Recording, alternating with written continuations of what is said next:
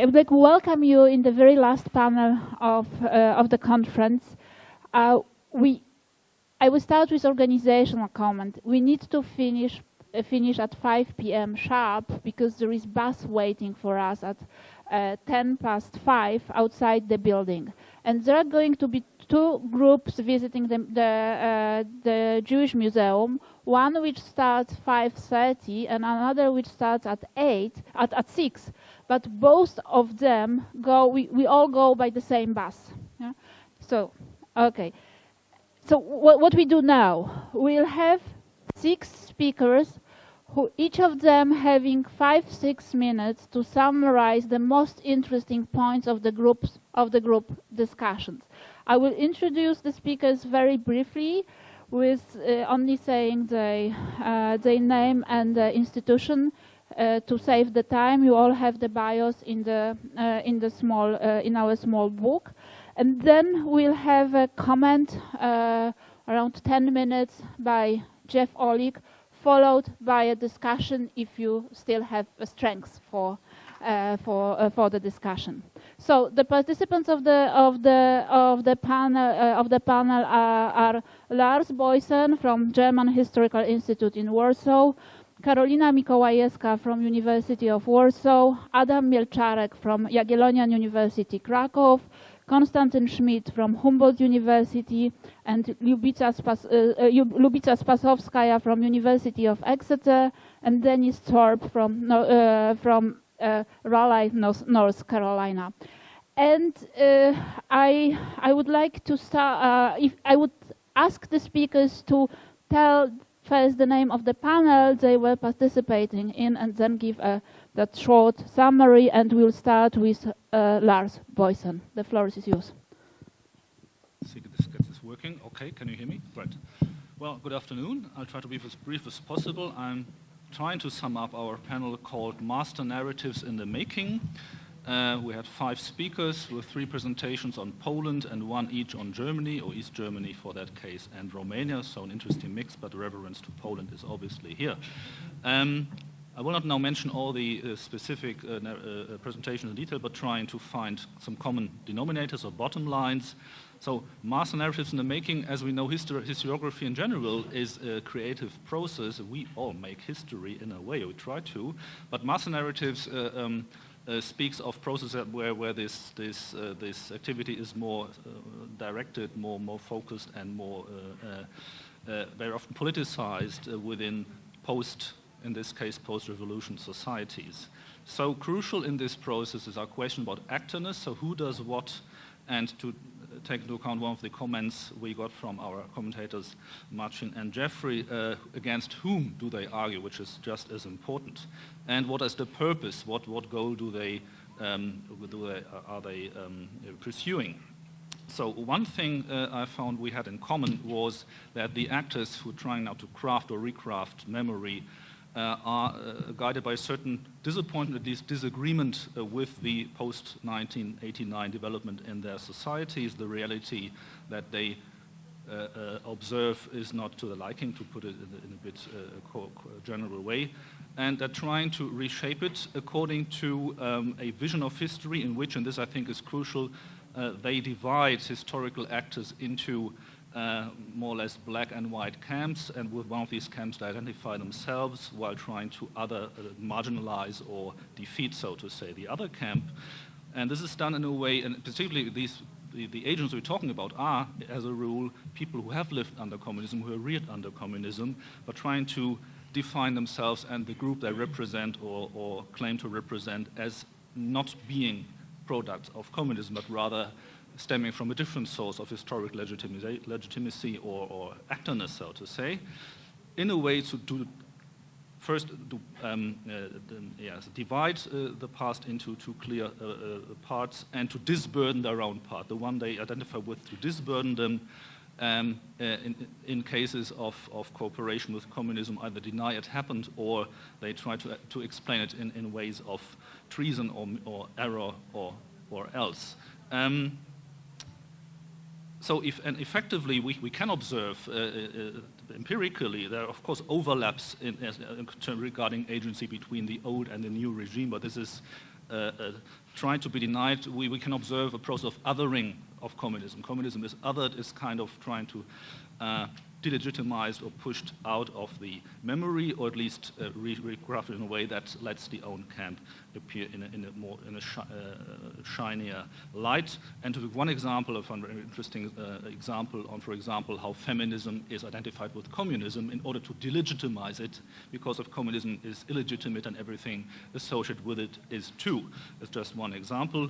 And the last 2 points, so the historical connectedness is denied, and as almost in all of these discourses, we have a very high dose of moralism, of moralizing historical discourses. And as already said, we got the comment that the audience is very important. So to whom do these groups appeal and who do they argue against? It is, of course, the attempt to win over the own society as they identify them, which, of course, can also have an exclusivist character in the way that only people who step over to their own camp, so to say, will be the true, that's now my words, the true nation to whom these words and narratives are directed. What happens to the others who don't join, that is an open question. And the last very important comment we got from Martin and Jeffrey is that we have to distinguish the persons that are used or labeled or targeted by these narratives and what they symbolize. So usually it's not about the individuals as such, but it's about positions and beliefs they symbolize in a dichotomic way. I think this is what I would like to say. Thank you very much. Thank you so much. And now I would like to give the floor to Konstantin Schmidt, who is going to talk about the panel on recalling and constructing key historical events.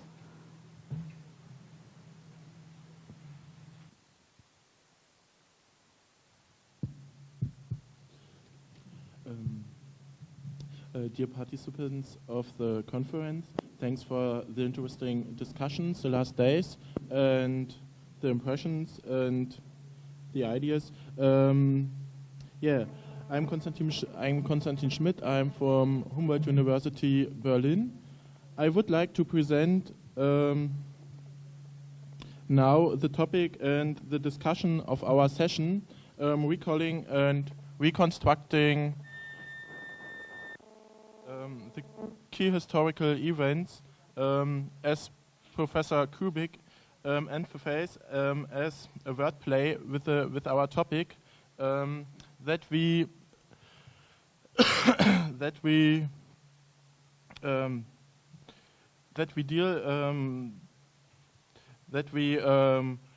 commemorate after a break the topics of our session, like it was stated.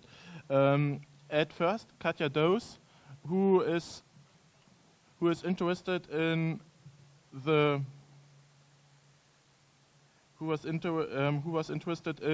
environmental and technical history, described how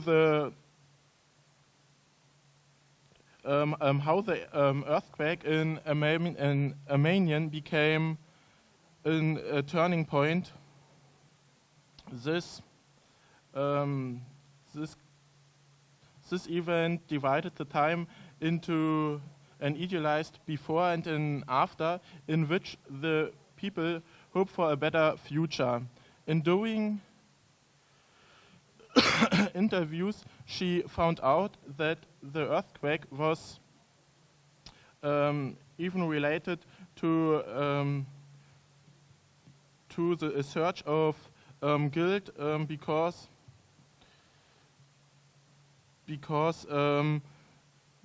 Gorbachev was seen as in the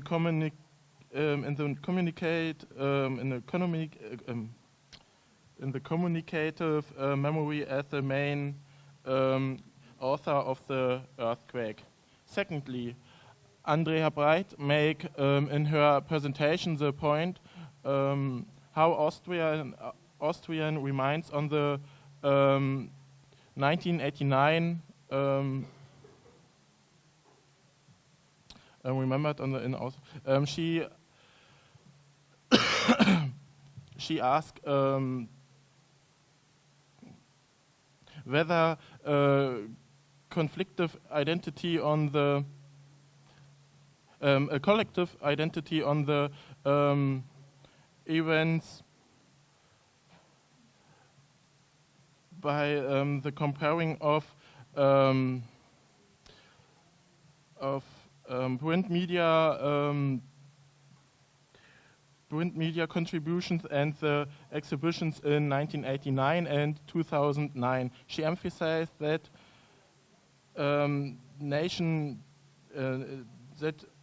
national focused on she had a national focus on the events. Third, Valentina Nadalcheva dealt with a sudden death syndrome, so she emphasized how Shivkov's death on the 10th November 1989 was remembered. For her, this date, as she found out in her research, was a political and this date was important for the Bulgarian and not the political and economical transformation, as she find out in dealing with interviews. I dealt with a with a remembrance of the Pan-European picnic, so I described what the picnic was and how it was remembered. And how it was remembered in a change from the left to the right. After the presentations, Professor Jan Kubik focused in different points on the concept of trauma, which should be used in historical research, and he explained how delayed reaction can be explained. Moreover, he emphasized to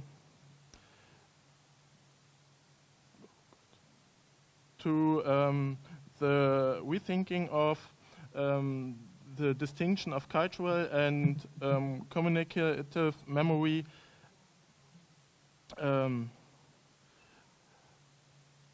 Professor Dubrovna Kalva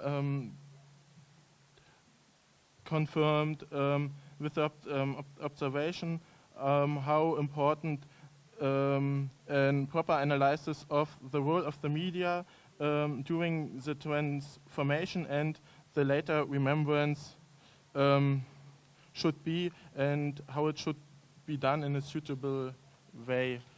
In the concluding part of the sessions, we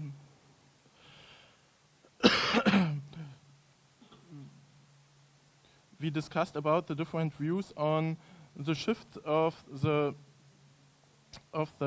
memory and the different practices,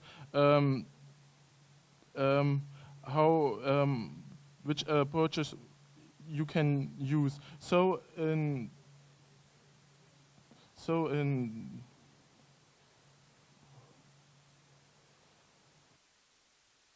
we find out that there was different positions in the different nations. Thank you for your attention and interest.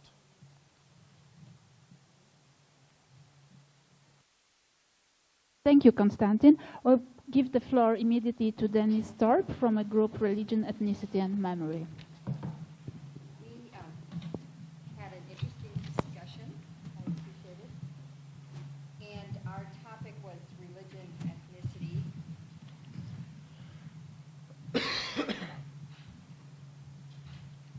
And memory.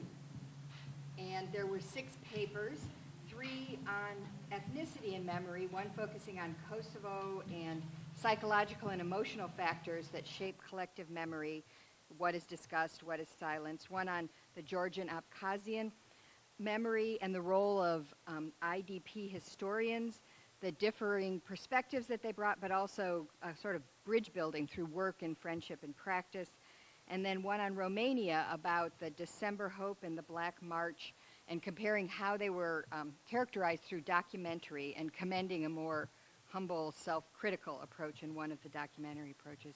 Then there were 3 on religion, 1 on the role of Protestant churches and visual culture in relation to 1989 and the influence on how that is characterized in Germany.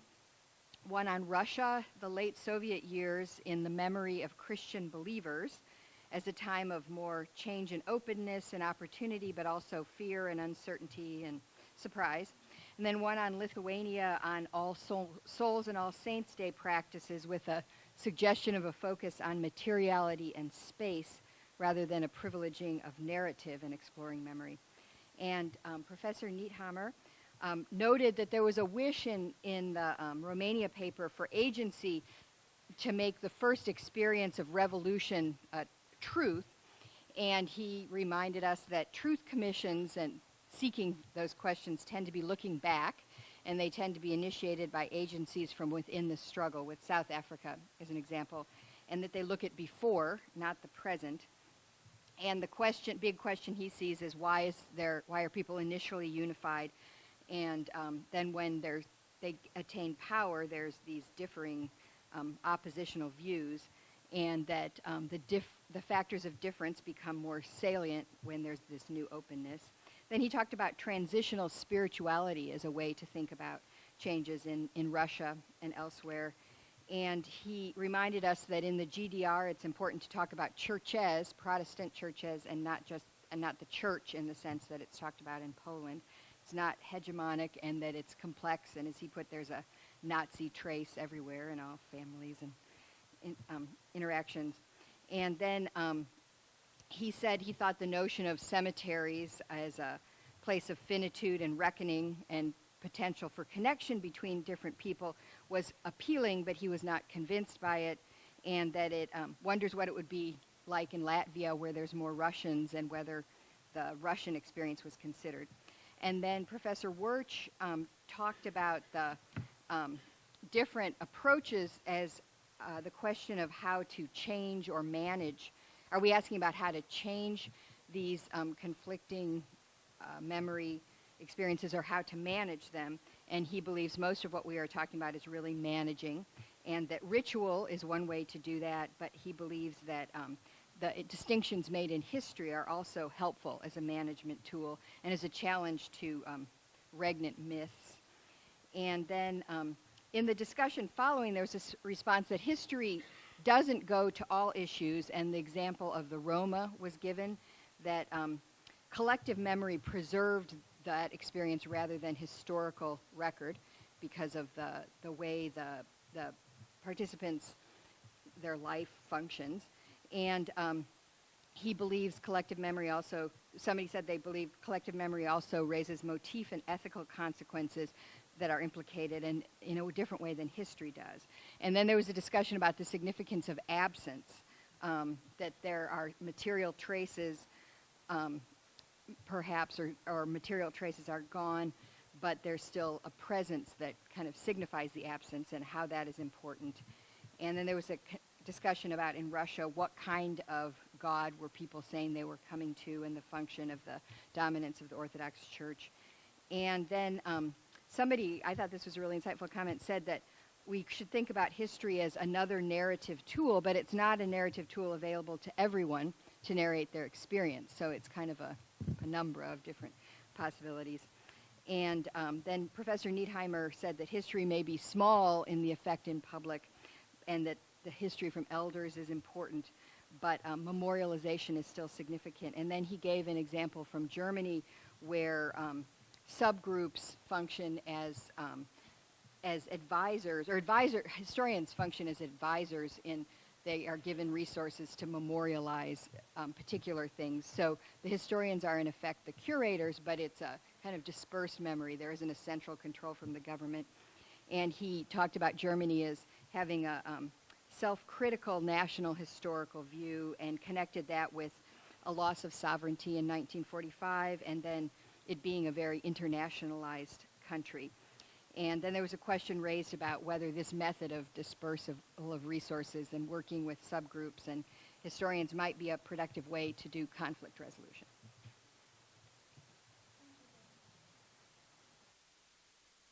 No. Yeah. Now it does. Okay, Carolina, can we move to the session, the agents and impact of economic change? Okay, does it work? Hi. Okay, it works. It does.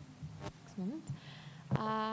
All right. So the topic of our session was the agents and impact of economic change. So we're moving to a different sphere of life. We're discussing state-owned enterprises and how businesses of the wealthiest poles were established in the after the transformation, or in the course of the transformation. We had four papers. The first one by Yannis Panagiotidis from Osnabrück was a theoretical one titled Horizons of Transition, Economic Experts and the Making of the Long Year, 1989. So Yannis proposes to historicize the transition and how he understands this claim. He proposes to treat transition as a text and to try to see it as produced by identifiable people. This is point number one. And point number two is that it was not unidirectional and not without an alternative. Apart from that, subject to distortions caused by certain contemporary polemics, as well as powerful narrations or re-narrations, as well as by hindsight. So one has to cut through, so to speak, the layers of representations and misrepresentations in political narrations. So he was, for instance, trying to trace this career of this notion shock therapy and the later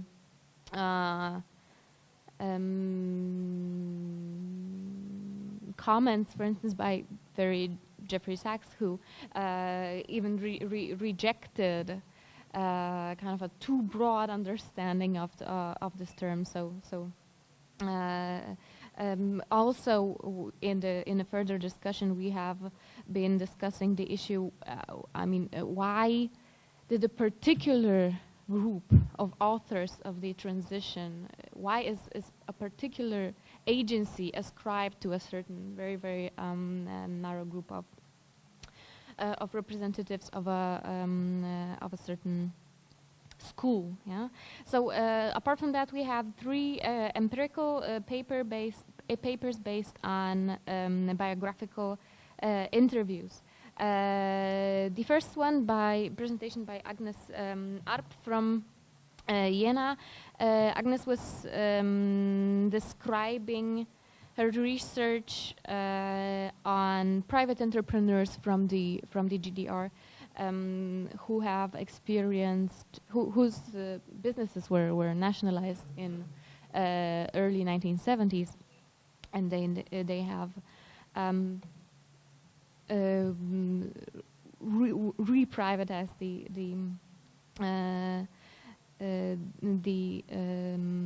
these businesses. So she presented one case study of a successful privatization of an individual who managed to re-privatize his company because he claims himself had very many resources that enabled this.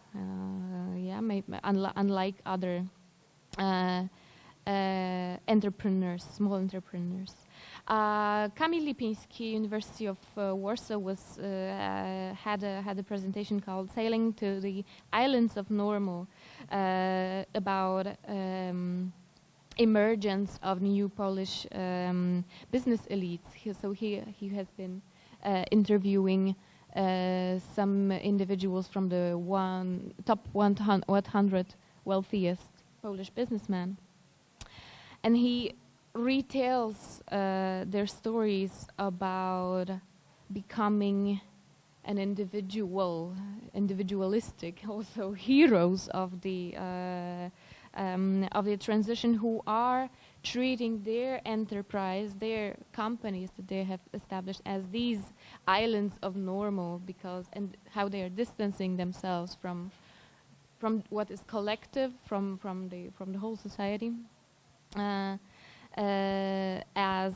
something chaotic, as something that kind of threatens this very normality that is in their firm.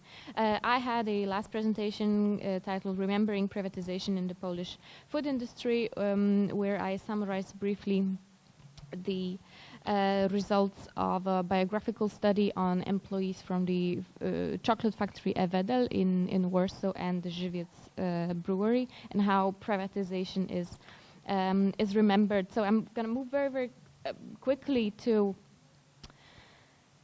the discussion that we had, that we have been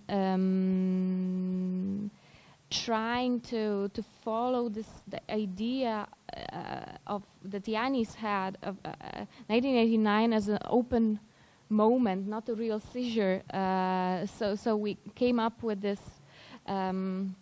With the idea that to employ the notion of longue durée, and maybe study discrepancies between the discourse and the practice of the transformation, so to speak, and to encompass what does this longue durée means, roughly the period between 1970s and 2004. Thank you very much.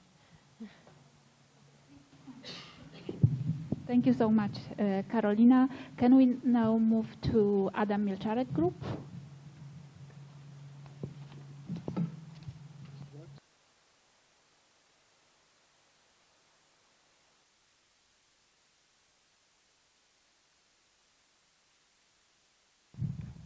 Okay, is it working? Okay, it works.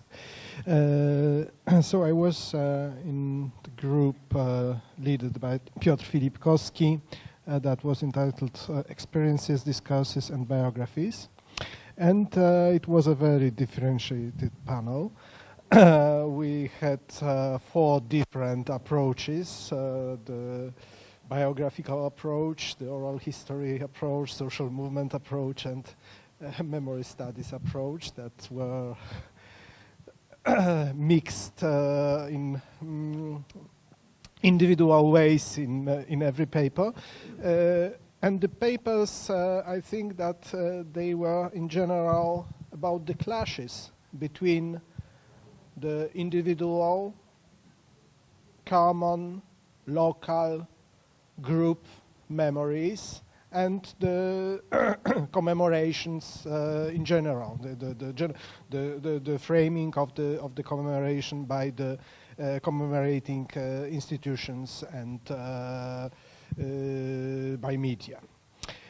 We had 4 papers. First paper was mine, Adam Milczarek, Experience and Memory of Polish Solidarity Movement.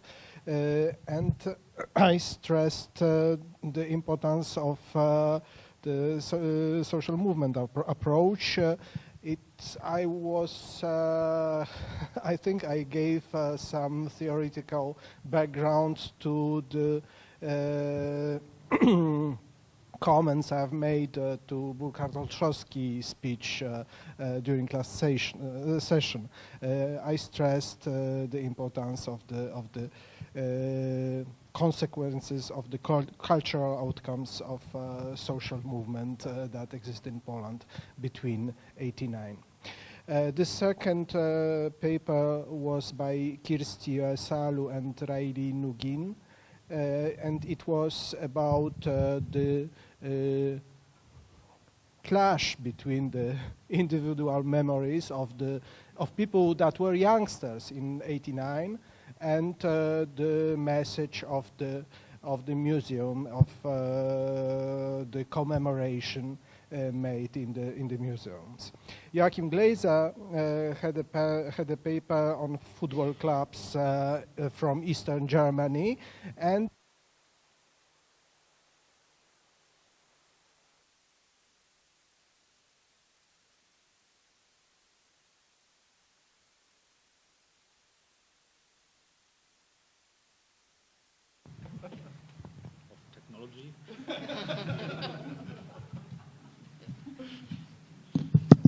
This one works. The red one is working. This is.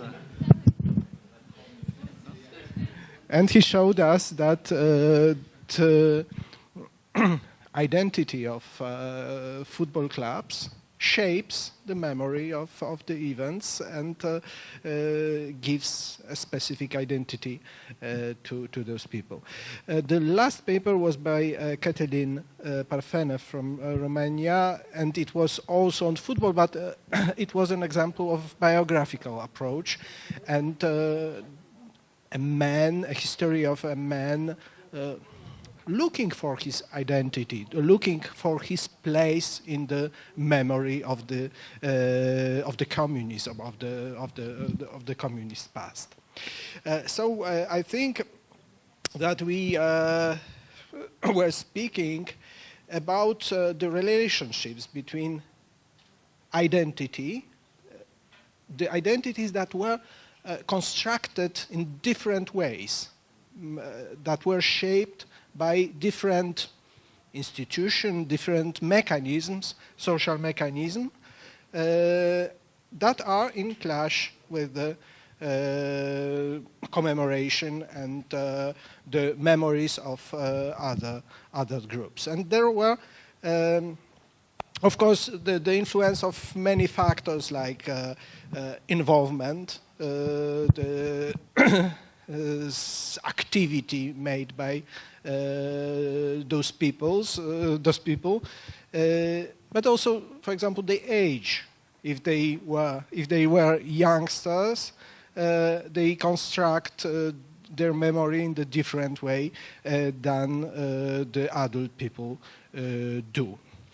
And but the main problem is, of course, the problem of winners, of losers, of being on the right side, on the wrong side. And everybody wants to be on the right side, of course.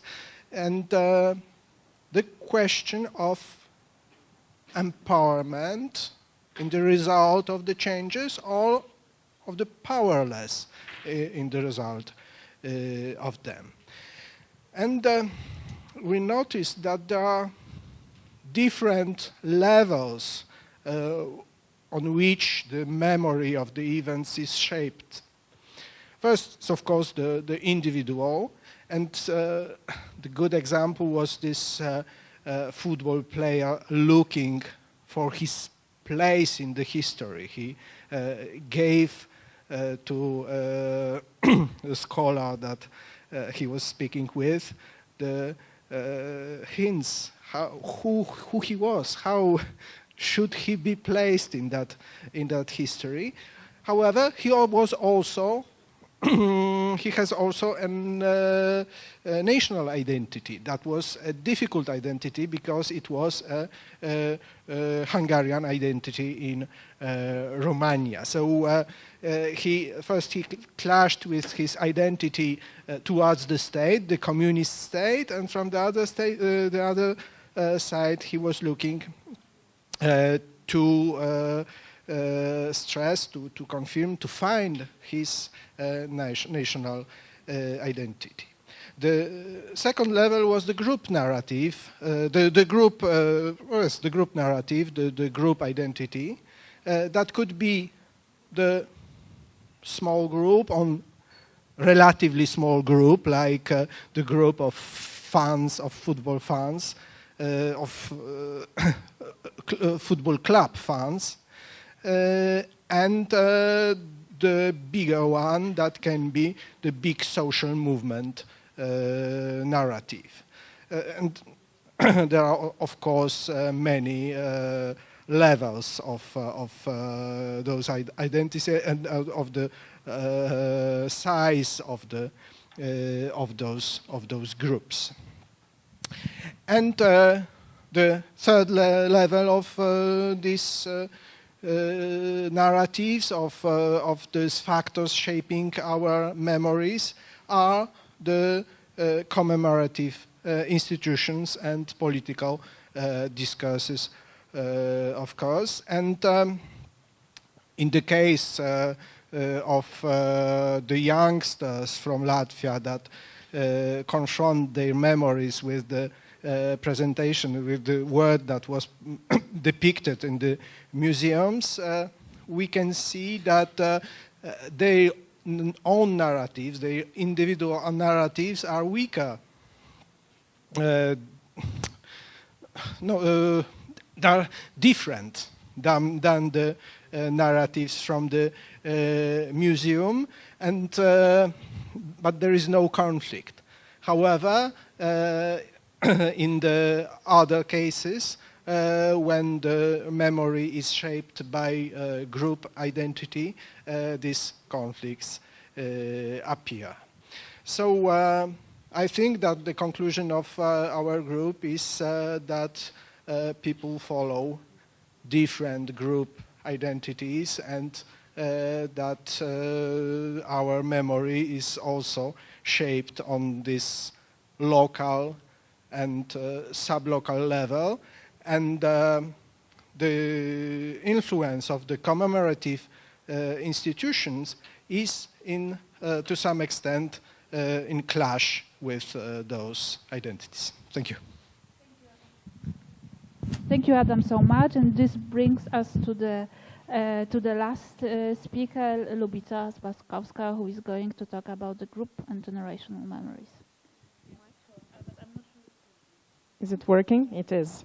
So I'll be brief, not to usurp the time of the other speaker. So our panel contained 6 papers which covered a really broad geographical area from Russia to Poland to South America, where we had a paper on post-dictatorial memories in Argentina and Chile. So just to give you a sense of the geographic scope. I won't summarize the individual papers.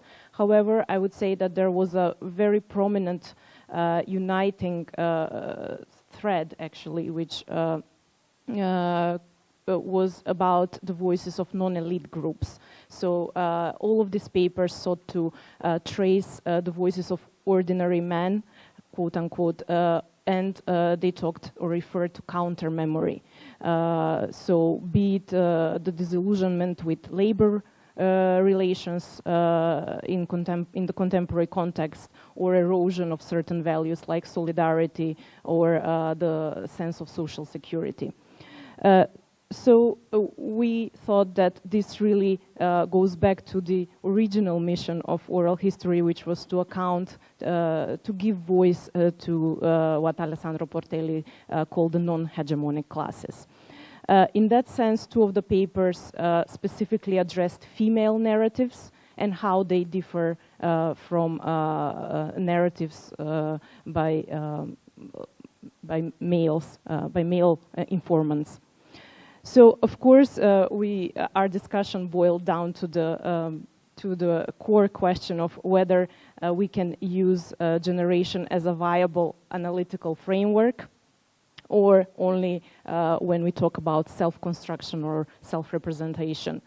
There was a consensus on the panel that there is a possibility to talk about generation as an analytical framework. However, we take into account the skepticism which was highlighted yesterday in the debate. But we think if generation is embedded within a sound frame and well argumented, then it can be viable.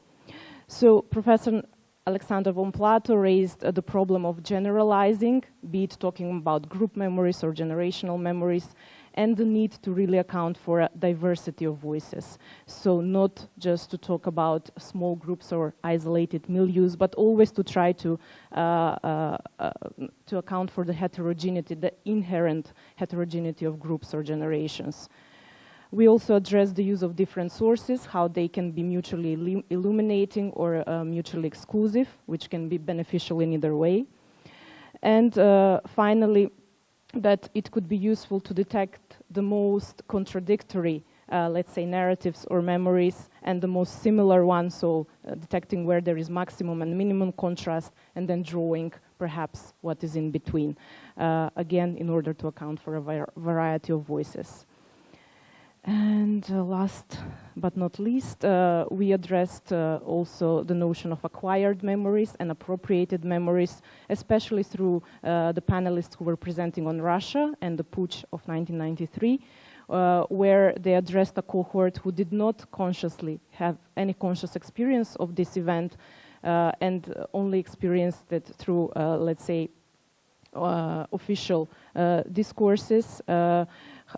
However, does not have a chance to experience the event in a controversial way because it's completely left out of official history, so it's not present in textbooks, etc. So we thought it's really important to account in this way for sometimes official narratives which are deliberately constructed in a certain way. Well, thank you. Thank you so much. In this way, we finished the panel presentation. And now I would like to give a floor to a special person who kept silent for most of the conference, but and who has not been perhaps introduced properly, but whom you all know from the readings you did, and a person who actually gave a title to our conference, which we took from his article on the two cultures of memory. Actually, one of the theses of the articles was how to overcome the tension between these two cultures. Perhaps we tried to do that during the conference, but now Jeff Olick can say that we totally misunderstood his concepts and we should have done it other ways around. So, floor is yours. Yeah. This one's better. This one's better. Okay. I'm sure you're all wondering how I'm going to tie all this together. Well, so am I. First of all, I'd like to thank Joanna and all the other organizers of the conference for putting together a really terrific 3 days where I've learned a lot. And this is the fourth time I was invited, third time I've actually come, and I'll keep coming as long as I'm keep being invited. It's really a very special gathering. So thank you for that. Joanna suggested that I talk a little bit about the Two Cultures paper, which gave the title to the conference. It's been, I guess, about 15 years since I wrote that paper, and it's been an interesting 15 years. The paper has a kind of funny backstory, which is that I said this morning in the session where I was commenting that when we're writing papers for publication, we need to be very clear about who we're arguing against or what it is we're rejecting. And this paper actually began as a referee report for a journal. Namely that I had received a paper from a very high rank, the highest ranking sociology journal, and I had such a problem with it that I wrote 10 single-spaced pages of comments, which then all of a sudden I realized was a paper all by itself. So it was the easiest paper I guess I ever wrote. I won't name names, but I'll describe a little bit what I was perturbed by. The paper was about what it called collective memory and collective knowledge. And the methodology that it had employed was survey research. And what they had done is they had done a large-scale survey about a large number of different historical events. And they had asked people, what do you know about this event? And there were 3 possible answers that could be scored. I have no idea gets a 0. Let's take 1989, November 9th, 1989. I have no idea gets a 0. Something to do with Europe gets a 1, and that's when the Berlin Wall fell. That gets a 2. And then they saw if there were any correlational patterns with education level, with a wide variety of other independent variables, but the most important independent variable was the age of the respondent. And this was all, actually Professor Wirch alluded to this work. It's a very fine work, and I'll say why I think it's fine work, but it bothers me. Resolve that contradiction in a minute. It's very fine work. What they found, of course, was a confirmation of Mannheim's hypothesis about the critical age for the development of identities, namely between 16 and 22, was particularly important for the formation of generational identities. Also, the generational identities measured in terms of the kind of collective, they said, knowledge. And all of this was very solidly done and very clear and very compelling, but it struck me that the kind of knowledge they were talking about was not the kind of knowledge, it was not the kind of collectivity or collectiveness that I, as a sociologist, had been trained from my reading of Durkheim, but not only of Durkheim, but all the way back to Rousseau. You remember your high school or college political philosophy class, and we learned about Rousseau's concept of the general will. And the general will is something different than the will of the majority or even the will of all. That it's categorically or qualitatively different. It's not something that can be added up or aggregated. And so the argument I sought to articulate in that paper is that what they were doing was not looking at collective knowledge. They were looking at what I called collected knowledge. They were collecting your knowledge and your knowledge and your knowledge and coming up, well, 33% of people know what the U.S. Civil War was about. That's actually probably high. But, or, 12% of 15-year-olds have ever heard of Adolf Hitler or something like that. Usually, however low you estimate it, it's going to be lower. And there seemed to me, of course, something wrong. How many Americans, what percentage of Americans could give an even remotely coherent explanation of the Gettysburg Address? Maybe we can all say 7 years ago, but most of us stop there. Well, if only 1% of Americans can give a coherent account of the Gettysburg Address, does that mean that the Gettysburg Address is not an important or significant part of American collective memory? And I wasn't willing to accept that, so that led to the articulation of the difference between this phenomenon, collected memory, and collective memory. Now, I went one step beyond that in that I wanted to articulate a way in which we could all get along. This was the post-Rodney King era. Can't we all just get along? I'm sorry, maybe that's a very American reference. I wanted to seek rapprochement, although I can say that my distinction was taken more as a declaration of war. The author of that paper and I have been rejecting each other's papers regularly for the last 15 years. We both now write on the cover letter to the editor, please do not send it to X. If I had this to do again, I would draw the distinction. Somebody referred to 2x2, the curse of 2x2 tables. Well, I grew up reading Talcott Parsons, so I have a healthy dose of 2x2-itis.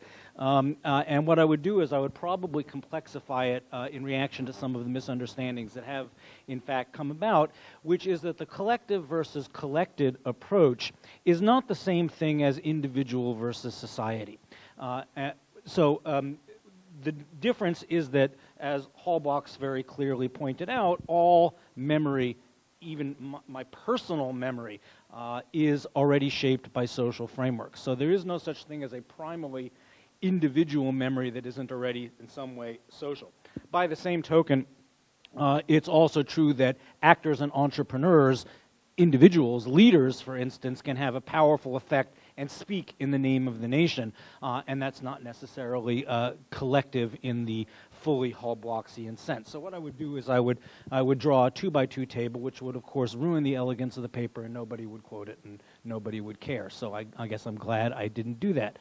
But the result of that is I often come to memory conferences armed for battle, that I have to be ready to explain once again that, in my view, there's no such thing as individual memory. That all memory is social and collective. It's made with social frameworks. It's always in reference to your collective and group identities. And I've had to explain that and make that case again and again. So I'm a little bit flummoxed at this conference because now, finally, 15 years later, it seems like I don't have to do that anymore, and I think this is a tremendous accomplishment of the field of memory studies. So,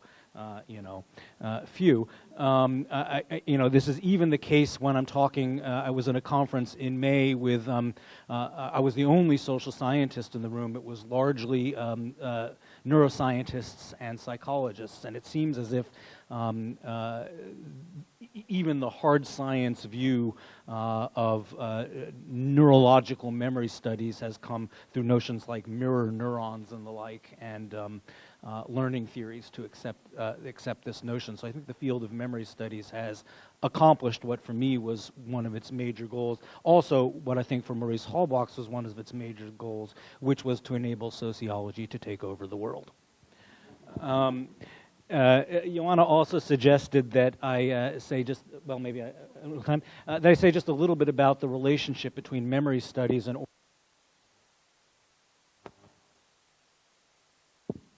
hello? Yeah. About the relationship between memory studies and oral history. And I admit that this is a very complex problem and I don't have a clear answer. I can say that when I was working with my colleagues Wawrzyniak and Daniel Levy on the collective memory reader, we thought about whether or not to include oral history, you know, the classics of Portelli, Needhammer, Thompson, Passerini, etc., in the reader.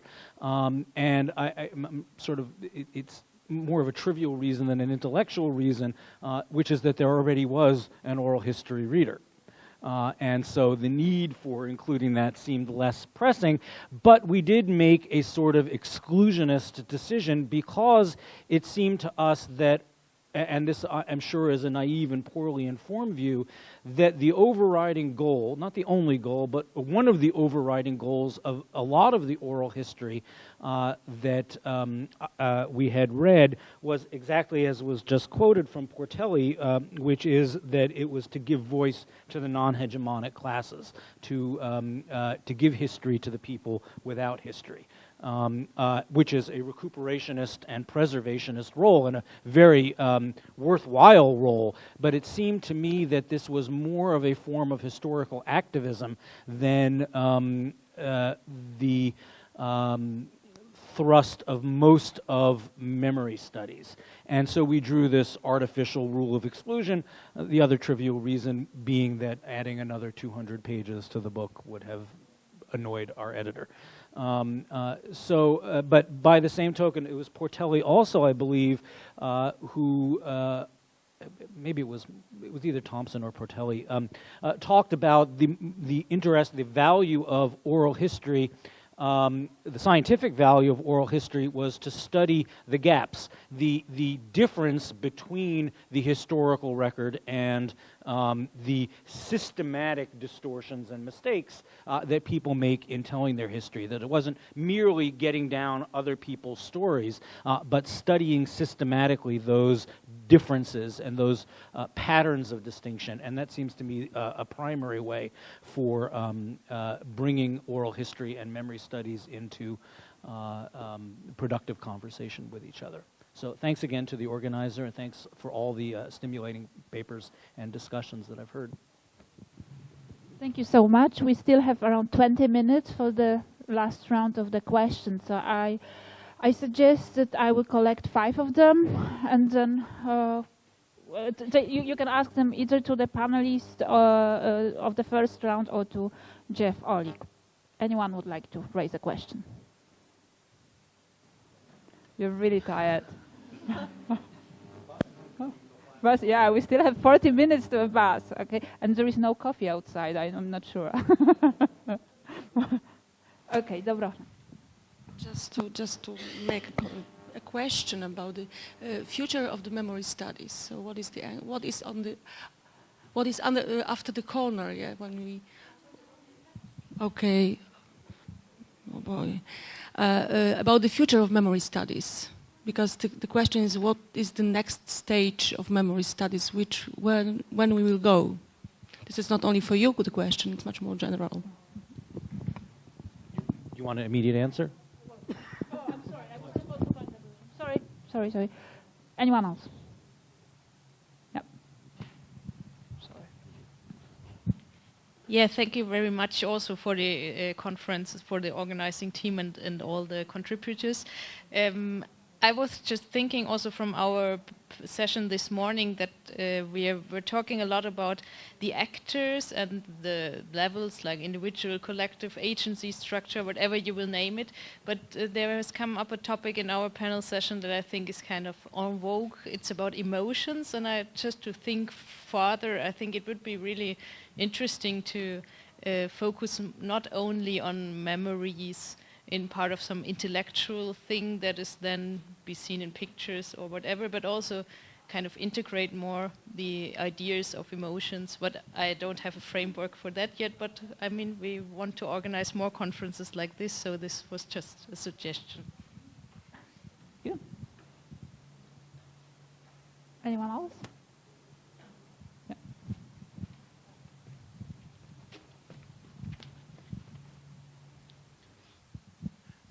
Thank you, Stipo od Univerzity Leuven. I have a question which is a little bit methodological for you and comes from our previous conversation with Professor Verge. So until now, a collective memory has been frequently compared to history, and differences can be clear or less clear. But I wonder now, when the study of collective memory is established, how would you compare study of collective memory studies and history in scientific way? Thank you. Okay, another big question. Anyone else? Okay, 3 big questions about the future of memory studies, memory and history, and memory and emotions. Yes. Does anyone of you would like to intervene? Oh. Okay, so we'll give the floor to you. Okay.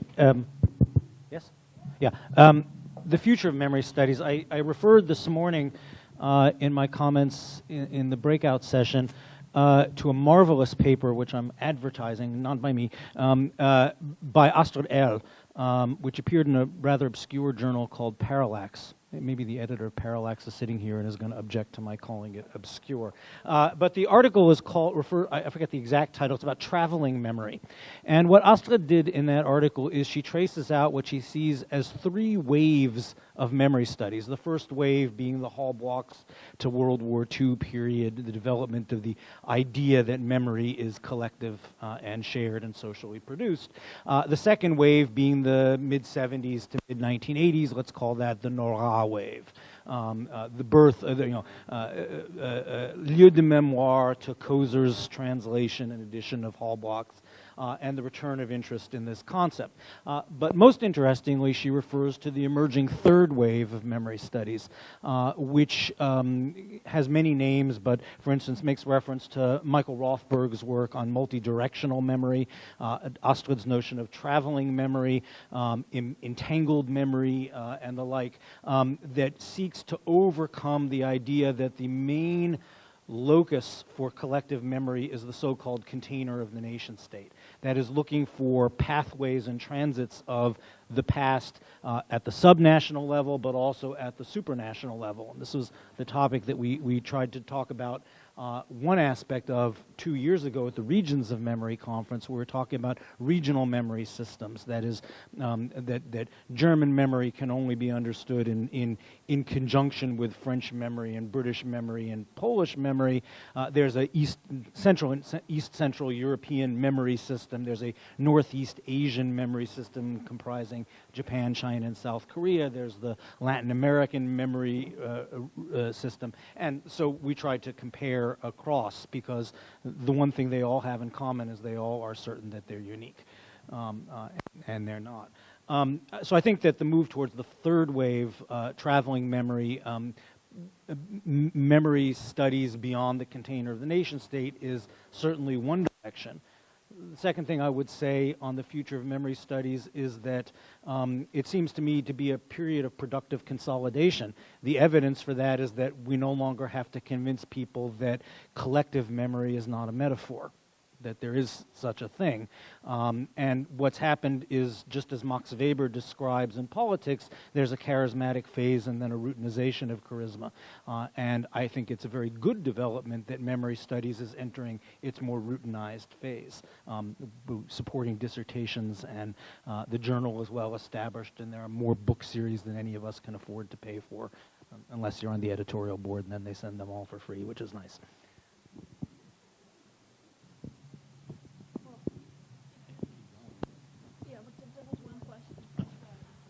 Yeah, so there's a question about emotions, and yes, that's a great topic. The question on... Yeah, 1 minute. You still have 3 minutes. I have 3 minutes. Collective memory studies and history. First, I should come out and say very clearly that I think we are best off treating history as a variety of collective memory. It is, I should say very strangely, I don't actually believe in the concept of memory. I don't think there is such a thing as memory. I think there are many different things. There's the famous Endel Tulving piece on 25 kinds of memory, or 24. There's the Roediger piece on, he comes back and says, no, there are actually 256. Thing is, there are varieties, huge varieties of different ways of dealing with the past. History is one. It's extremely important, maybe even the most important, though it's not the most pervasive. The most pervasive form of memory is storytelling. But if we understand history as a particular variety of memory making, then we can be specific about what is unique and what is common. We have long lists of important quotes on this. It's Patrick Hutton's book, History as an Art of Memory, supports this position. I always quote Yosef Yerushalmi's Tzakor, where he says that historiography that doesn't aspire to be memorable threatens to become a rampant growth. We have Nietzsche's distinction between monumental, critical, and antiquarian history, which isn't to say that the differences aren't in many ways very significant. My biggest argument with historians, or attempt to make rapprochement through, I guess I always try to make rapprochement through argument, which maybe isn't so great. My wife can tell you about that. Is that we can study memory historically, with all of the epistemologically valid and time-tested methods that historians have developed, so that a commemoration is as much an historical event as the thing that it's the event that it's commemorating. It's not the same kind of event, but it's an event too. What's going out, I don't know, I slipped out, I had an errand to run, and there's I assume it was a commemoration. There's riot police all over the main street. You didn't know, we're well insulated here. But this is an event. It may be an event that's about an earlier event, but we can study these events with the tools of history. I think that collective memory, we often talk about history as disciplining memory. That is, say, well, you know, it actually, you weren't watching the Yankees game when Kennedy was shot because the Yankees weren't playing that night. Yankees, an American baseball team. You know, and so you're wrong. Well, in some ways, memory studies can discipline history. When historians, for instance, deny their own role in politics and culture and identity, which some, in fact, do. They say, no, we're just telling it, wie es eigentlich gewesen, you know, whatever that means. You know, we're just trying to set the record straight. We're not politicians. We're not intervening in public debates. We're staying out of it. Public history is for is a low-rent enterprise or what have you. So memory studies in that regard can discipline history as an enterprise just as much as history can discipline memory studies. I could go on about this because it's a pet peeve, but I won't. Okay, so let's have it as a concluding statement. I would like to thank you all for coming here. Our keynote lecturer, Lutz Niethammer and his colleagues, all the panelists. I would like to thanks to the organizing teams and to the translators who are doing the wonderful job.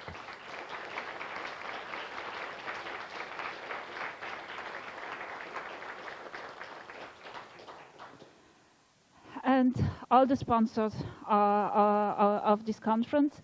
And I would like to give a final word to Rafał Rogulski for the European Network Remembrance and Solidarity, who was the main organizer of the conference. Thank you, Joanna. I need only 30 seconds, so don't worry. I would like to thank all of you to being here, to be active during the conference. Your activity during the conference, this conference and previous conferences give us a scene to organize this conference. So you are invited to Warsaw next year too. And thank you for being here. I would like to thank the co-organizers. So University of Warsaw, Institute of Sociology, University of Warsaw, and Imre Kertész colleague. And last, and the Free University Berlin, I'm sorry. And last but not least, I would like to thank the team of European Network Remembrance and Solidarity for organizing this event, especially Hanna Gospodarczyk. She is not here, but you know she.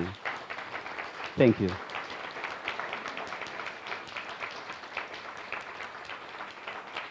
Thank you very much. Okay, we still have around 20 minutes until we meet, when we need to meet downstairs on the right. On the right of the building. On the right of the building, you mean? Yeah, on the right of the building. Yeah, there is a roundabout, there is a parking, and there we meet. Okay? 5:10. Thank you.